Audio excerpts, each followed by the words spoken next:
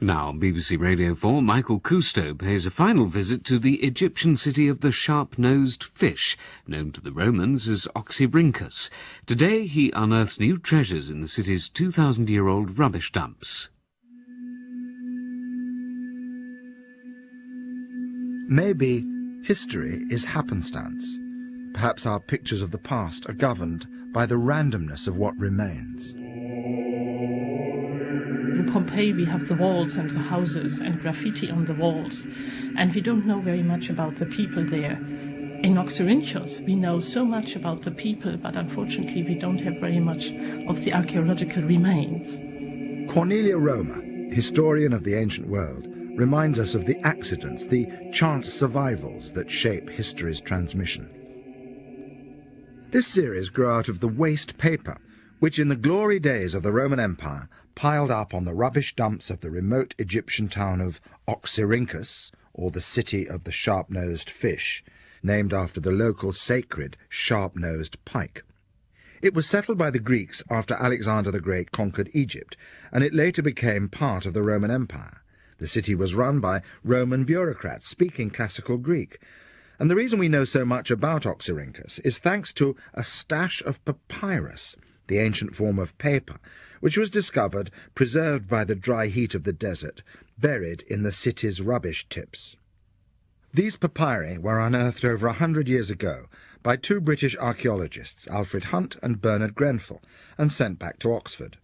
Their treasure trove contained random and unrelated fragments, as well as some surprisingly complete archives.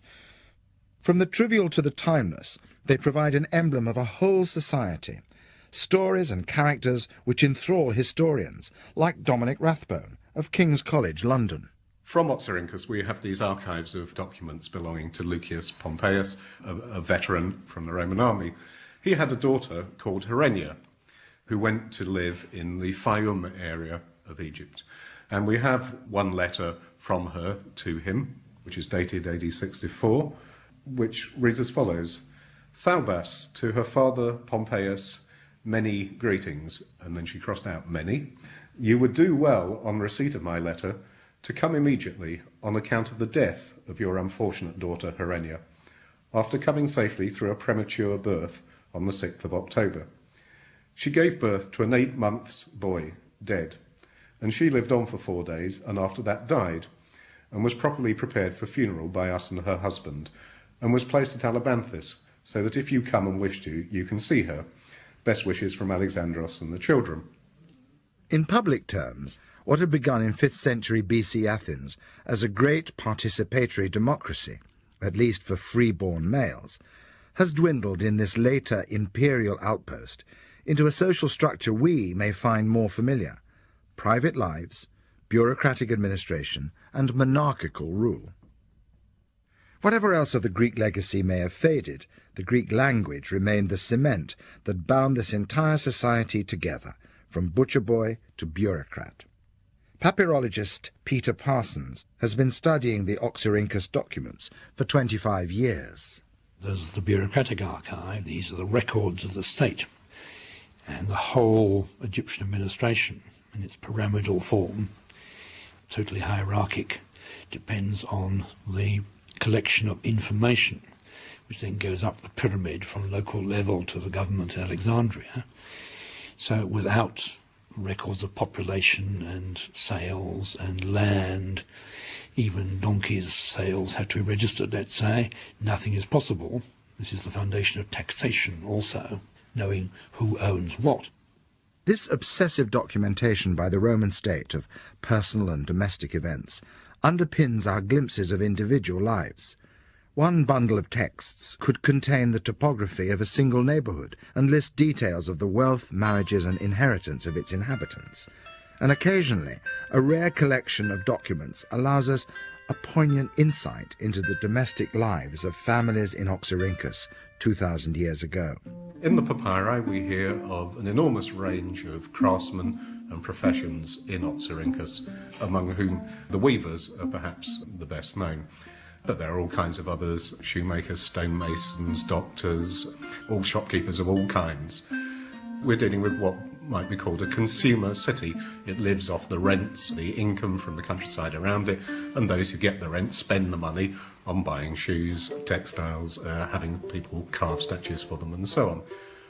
On the other hand, the number of documents we have about weavers suggests that they are really quite a substantial sector of the population, perhaps at a guess, say 10% of the people involved in crafts in Oxyrhynchus.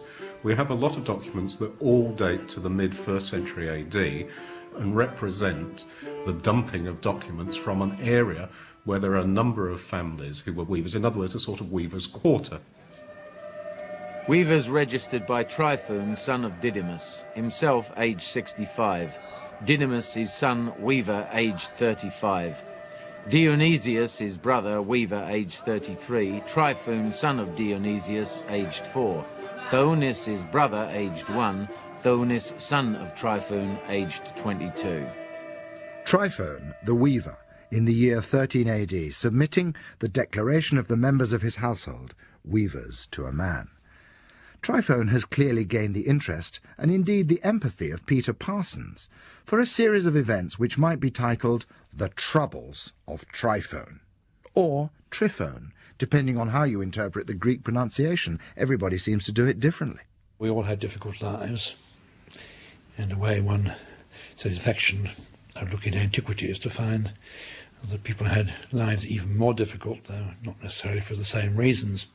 I became very much interested in Tryphon because you can actually see what went on when he got home from staggering round the loom all day. He made an injudicious first marriage and complains that after that was over, she went off with some of the marital property.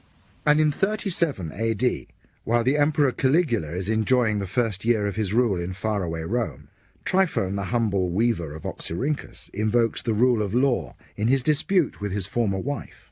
To Alexander the governor, from Tryphon, son of Dionysius, from the city of Oxyrhynchus. I cohabited with Demetrius, daughter of Heraclides, and I for my part provided for her appropriately, even beyond my means. But she had other ideas about our life together, and in the end she left, and they took away property of mine of which an itemized list is attached. Therefore I ask that she should be brought before you, so that she gets what she deserves and gives me back my property. The list of items stolen is a grey cloak worth 40 drachmas. Here the papyrus breaks off, but you can sense it would have gone on to a long list of property purloined by Tryphon's ex-wife. But, undaunted by this bitter experience of matrimony, Tryphon takes a second wife. Tryphon, son of Dionysius, to Sareus, daughter of Appion, greeting. I acknowledge the receipt from you at Oxyrhynchus through the bank of Serapion, son of Cleandrus, of 40 silver drachmae of the imperial and Ptolemaic coinage, and for the value of 1 pair of gold earrings, 20 drachmae of silver, and for a milk-white robe, 12 drachmae of silver, making a total sum of 72 drachmae of silver, to which nothing at all has been added, in consideration of which I have consented to our marriage. Not a very large dowry, and the marriage is soon to attract even more misfortune when Tryphon's ex-wife, aided by his mother-in-law, assaulted his second wife Sareus while she was pregnant, risking a miscarriage. Tryphon lodged a formal complaint with the strategos, or city governor. At a rather late hour on the 10th of the present month of the 1st year of Gaius Caesar Augustus, the women Thenemunis and her daughter Demetrius, having absolutely no matter of dispute with me or my wife Sareus, made an unmotivated assault on her, though she was pregnant, and beat her so that she was in danger of a miscarriage. For which reason I come and ask that the women I accuse should be brought to you so that they incur the proper punishment. I think Tryphon and Sareus are typical working class family. They're not destitute by any means, but we can see partly from the tax documents and partly from the fact that Sareus has to become a wet nurse, that there seem to be cash flow problems in the family. Historian of Greek and Roman Egypt, Jane Rowlandson. The Tryphones must have really needed money for Soraeus to take on the job of wet nurse.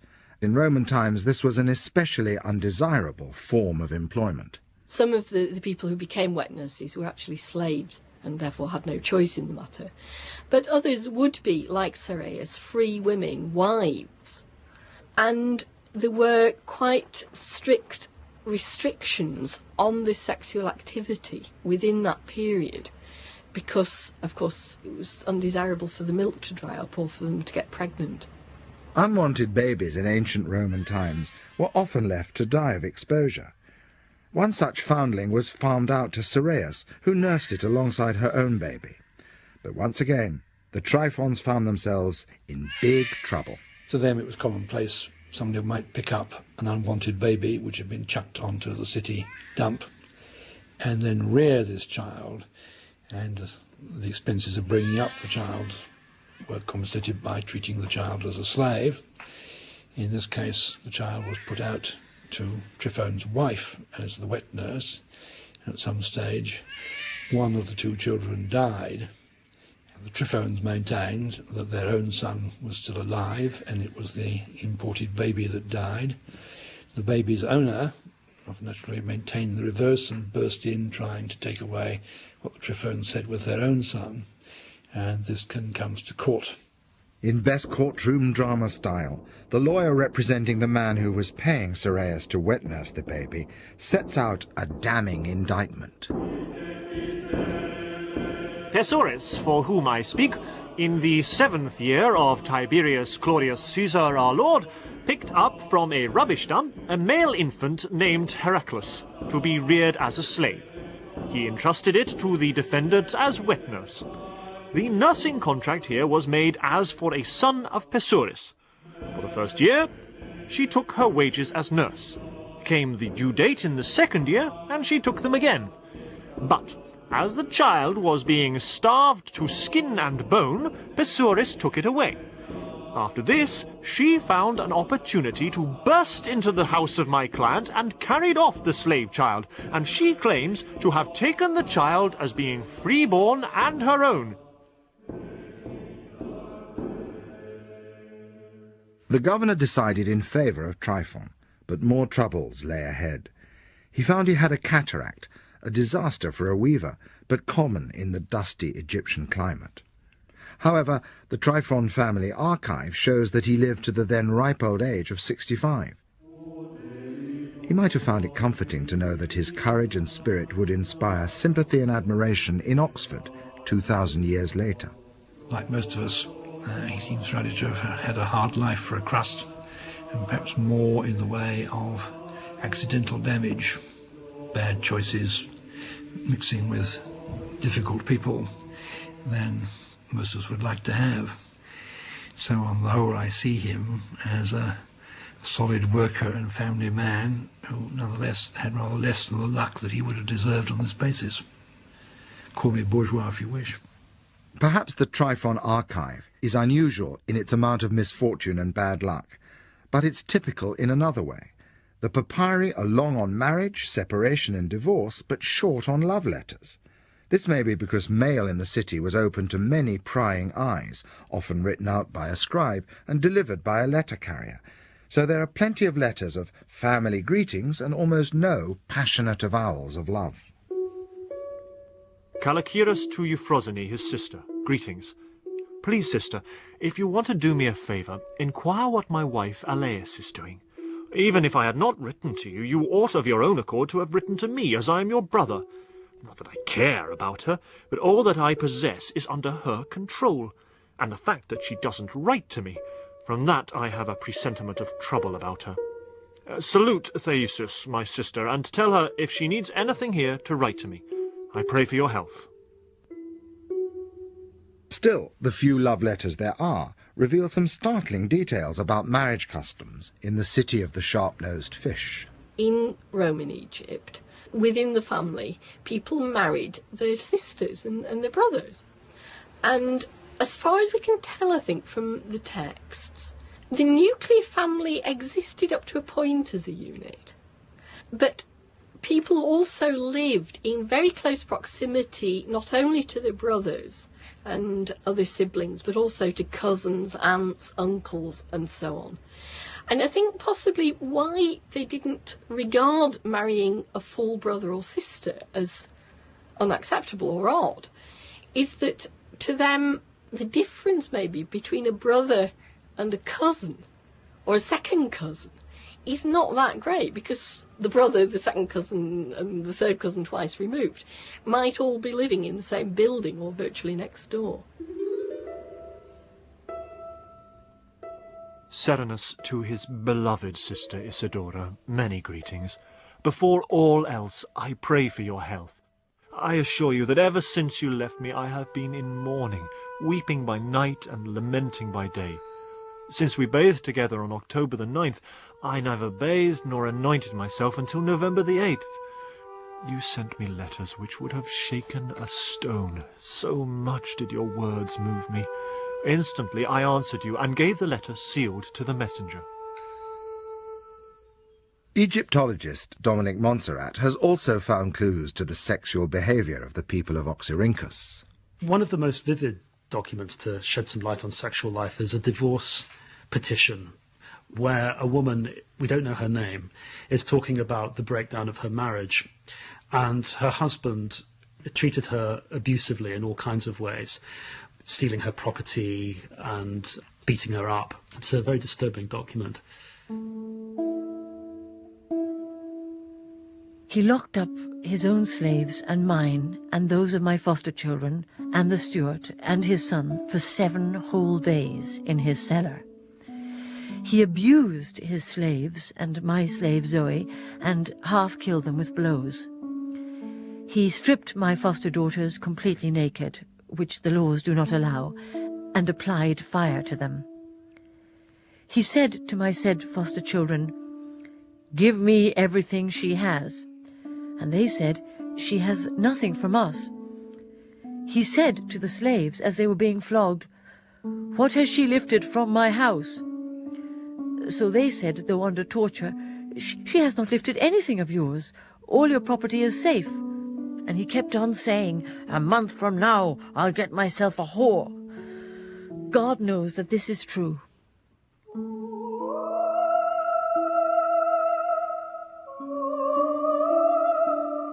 Even the slave suffered when master and mistress broke up.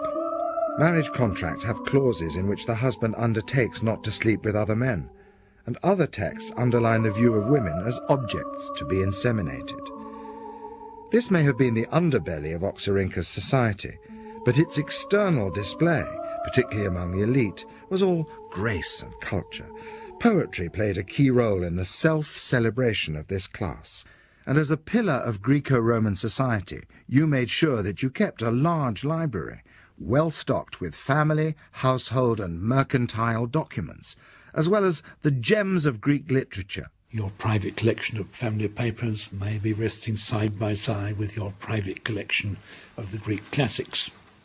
And indeed in some archives you do find a mixture of, say, Homer and household bills. They can be connected even more intimately if, as sometimes happens, you find Homer copied on the back of an obsolete tax return, or you find a private letter written on the back of a Homer which someone has discarded. This even goes into the level of the bureaucracy itself. The Paeans of Pindar were actually copied on the back of disused administrative documents. And that means, in fact, that those who were, on one side, deeply interested in Greek classical literature were also the bureaucrats who were running the archives, from which, when they retired, they extracted used documents and took them away so that they could be recycled to provide their own libraries with the Greek classics. So this was recycling at its most sophisticated. The papyrus, used first by bored bureaucrats for recording official transactions, then taken home and reused for copying their favourite pieces of literature. Amazingly, these double-sided papyri have yielded a wealth of great works, which the world believed lost forever in the destruction of the Roman Empire. Before the momentous discovery of the Oxyrhynchus papyri, both writers and readers were denied a literary inheritance, for over 1,000 years. Shakespeare could never have known the beauty of these lines, written by the poetess Sappho in 600 BC. The finest thing on the dark earth. Some say it is an army of horsemen, some of soldiers, some a fleet of ships. But I say it is the thing one loves. Very easy it is to make this understood to everyone. Helen, who much surpassed in beauty all mortals, left her husband the best of all heroes. She went off sailing to Troy. She forgot altogether her child, her dear parents. Love led her away from the path. That now put me in mind of Anactoria, though she is not here. I should more like to see her charming walk and the bright sparkle of her face than the chariots of the Lydians and their men fighting all in armour.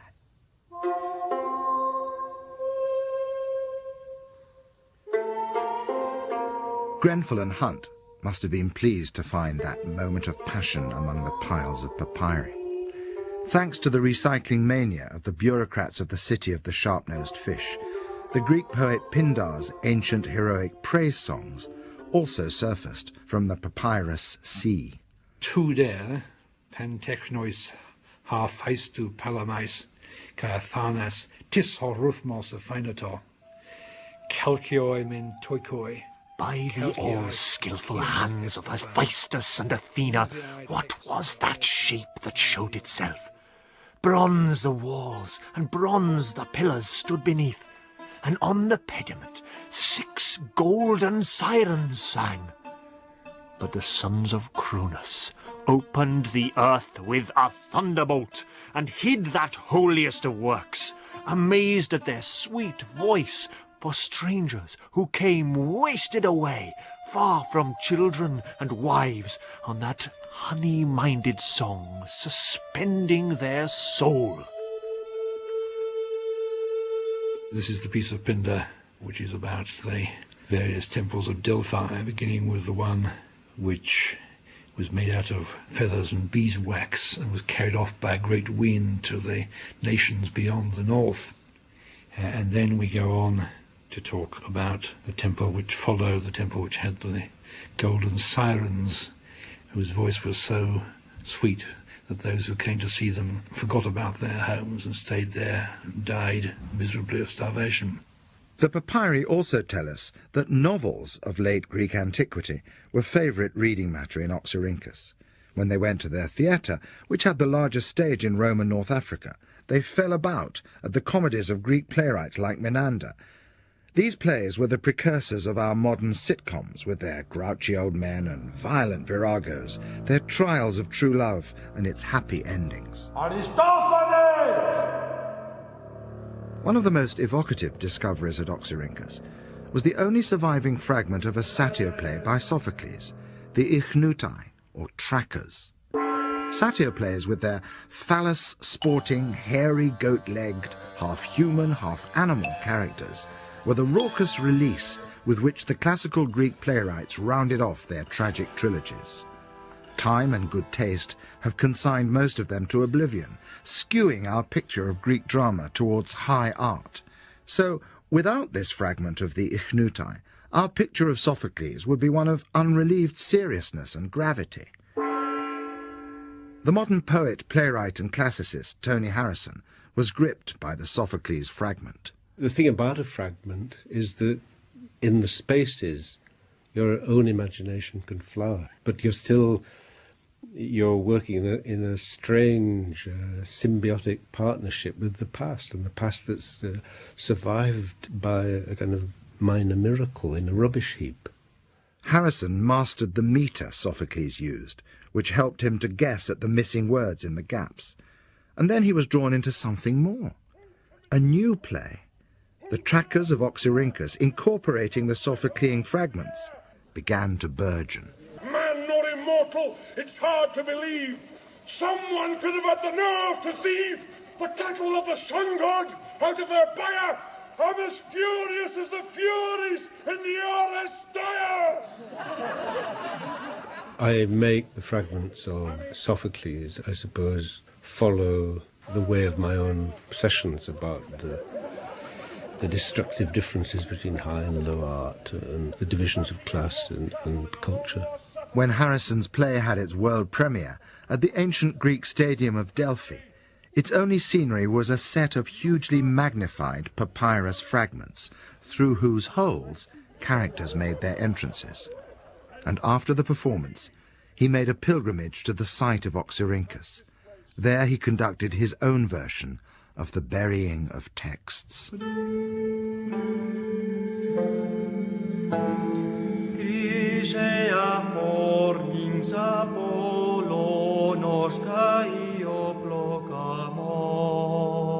You're very moved by all this. Yes, yeah. Not only did I bury my text in the sands of Oxyrhynchus as a kind of finale to everything, I always used to throw a text in the rubbish of all the posters and the detritus that you clear from stage, and in the bins I would always put a text of my play in with them as a sort of symbolic closure to the rediscovery of the piece in the rubbish tip of Oxyrhynchus. With this reinvention by a contemporary poet-playwright, the wheel of history has not only come full circle, but spiraled up into a new creation. The papyri of Oxyrhynchus have repeatedly been reused by their owners, to copy out Homer on the back of a contract, to wrap vegetables bought in the market, to envelop corpses bound for the tomb. They have fertilized the research of historians. Pros Olympiou Deose Chrysea Clitomanti Pithoe Lysomai Caritessin Sid Kai. They've been the vessels of transformation of classical literature, and now they have become the creative compost for a theatre maker of our time to speak of everything this city of the sharp-nosed fish represents: the intercourse of cultures and the divisions of class, the seesaw of high and low, of sacred and profane, the never-ending exploration of what history, through accident and luck, leaves to us born later.